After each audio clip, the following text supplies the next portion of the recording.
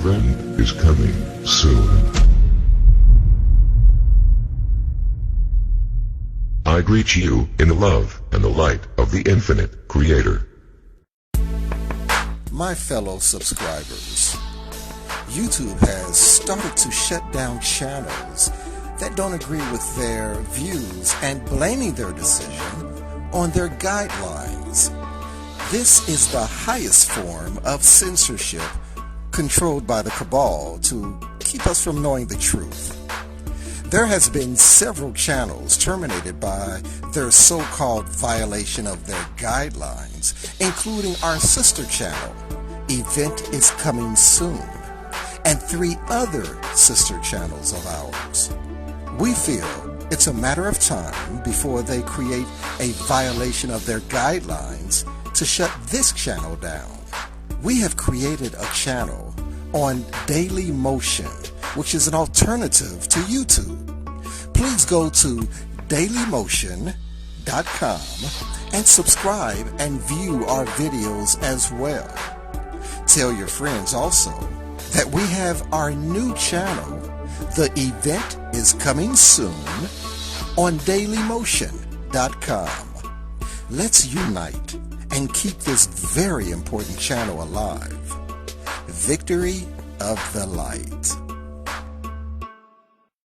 5 ways to live off the grid. Every decent man is ashamed of the government he lives under. H. L. Mencken. Let's be completely honest. The current system simply does not work. From rampant pollution to wars waged for profit. From greed-driven fractional reserve banking to terrorist-generating drone strikes. From unsustainable state-driven politics to rampant homelessness.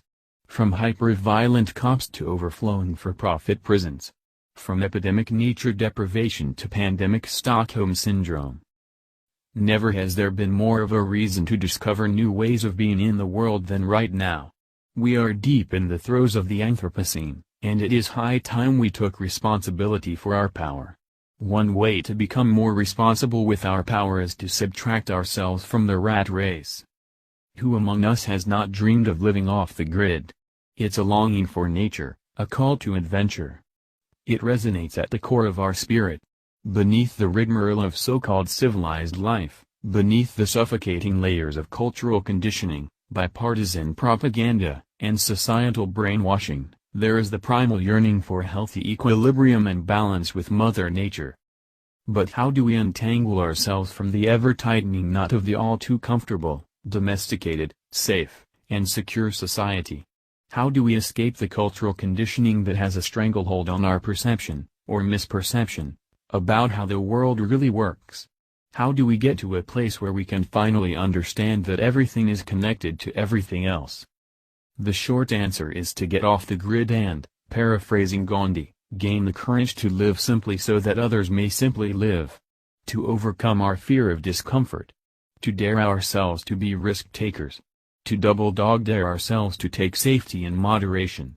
As Tacitus advised, the desire for safety stands against every great and noble enterprise. 1. The peripheral lifestyle. I went to the woods because I wished to live deliberately, to front only the essential facts of life, and see if I could not learn what it had to teach, and not, when I came to die, discover that I had not lived. Henry David Thoreau. With the peripheral lifestyle you are a being of 2 worlds.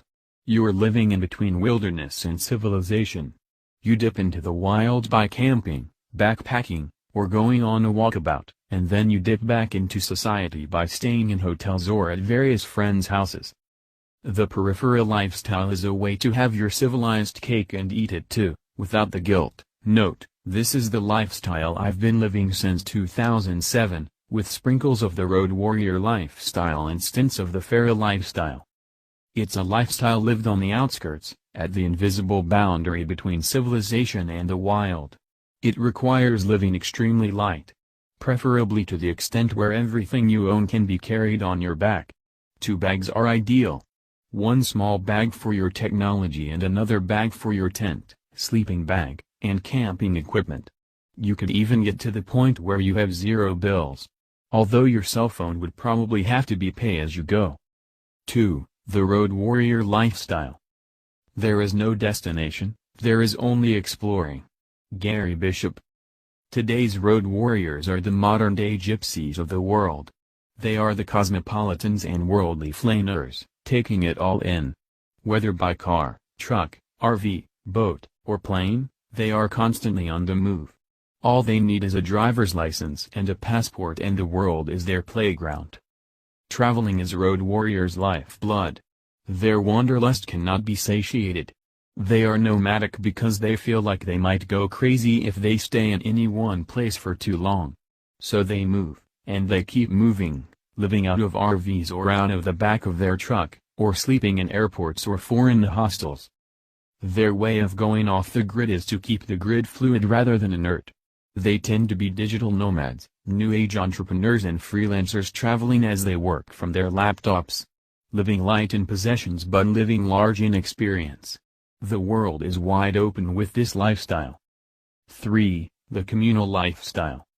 Our best chance of understanding nature, society, and ourselves is to open our minds to a plurality of imperfect depictions that together allow us to manage and interpret our world. Quam Anthony Appiah. This is probably the most practical of the off-grid lifestyles. This is because we are social creatures. We need each other. So finding a group of like-minded individuals, who are also willing to go off-grid, is vital, not only for our personal health, but for the progressive evolution of our species. Self-sufficient, sustainable communes are the ideal. Eco-villages made up of like-minded people who practice the constant renewal of ceremonies, cultural practices, and the arts. A humane culture that generates new knowledge, healthy food, adaptable skills, self-understanding, and various modes of spiritual, non-religious/non-dogmatic, self-transcendence. A truly human community that practices a diverse set of authentic and viable social forms that will enable it to respond to shifting times, long-term weather patterns, food sources, spiritual needs, cultural longings, and relations with other healthy, non-violent, sustainable communes. They are out there. Don't allow your fear of the unknown to prevent you from seeking them out.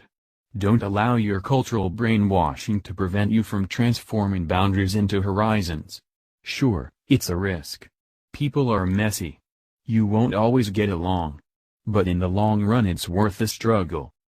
Life is too short to waste it grinding away at a job you hate or in a lifestyle that depletes your soul. Don't be an inglorious cog in the unsustainable clockwork of our times. Instead, find wholesome work with wholesome people that has the potential to fulfill you and make your heart sing. Find like-minded people, true interdependent friendships that trump the independent ownerships, disguised as friendships, that we all grew up with. 4. The solar cabin lifestyle. Nature is busy creating absolutely unique individuals, whereas culture has invented a single mold to which all must conform. It is grotesque. G. Krishnamurti. Between the communal lifestyle, wolf pack, and the feral lifestyle, lone wolf, there is the solar cabin, tiny home lifestyle. Whether you want to go solo or with a family, this off-grid lifestyle is ideal for those of us who wish to opt out of both the communal and societal lifestyles. But this one will take a lot more personal work to maintain.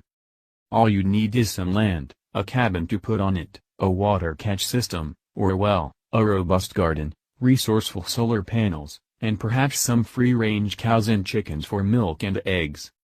You will have to be quite the handyman/farmer type to make this lifestyle work for you though. It's a lot of hard work. Typically, your entire day will be spent on survival. If you want more free time, the communal lifestyle is always an option if you can find it. But what you gain in free time, you lose in having to deal with the messy drama of others. 5. The full-on feral lifestyle. We are never alone. We are wolves howling at the same moon. Atticus. Going full feral is not for the faint of heart. Not everyone can handle the brutal swings of this lifestyle. It's ideally reserved for lone wolves and survival experts. These types are nomadic and free, never squatting in one place for too long. They live off the land for their food, hunting and foraging their way through the wild. Think Christopher McCandless, before he perished in Alaska, and Eustace Conway, before he opened his mountain commune. This type of lifestyle usually parts ways with all but the most rudimentary of human technologies. Armed with a knife, a rifle, and all but the most basic survival gear, the person living the feral lifestyle is more animal than man. More in touch with nature, but less in touch with others. More adaptable to the ebbs and flows of Mother Nature, but out of touch with the slings and arrows of Father Culture. In order to become aware of the full measure of our character, I think we should all attempt this lifestyle at least once in our lives. Especially during those times when we are experiencing physical initiations like rites of passage and coming to age thresholds. But also during spiritual transitions like dark nights of the soul and midlife crises. It's an extreme lifestyle, sure, but there is always a way back if we can survive the ordeal. Ultimately, how we live our lives is up to us individually. Your off-grid lifestyle will be different from mine. It might be a blend of all 5 on this list. Or maybe even some ways that are not listed. Life is a choose-your-own adventure. The problem is that most of us are not brave enough to choose adventure over comfort.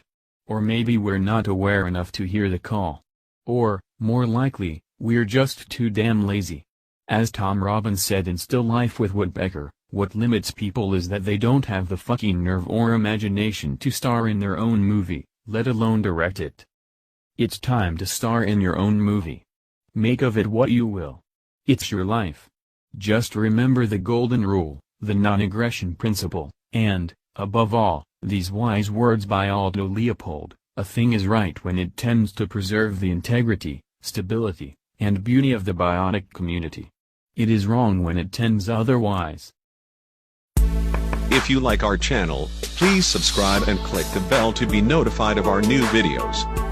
Feel free to share on your social media. Thanks for watching.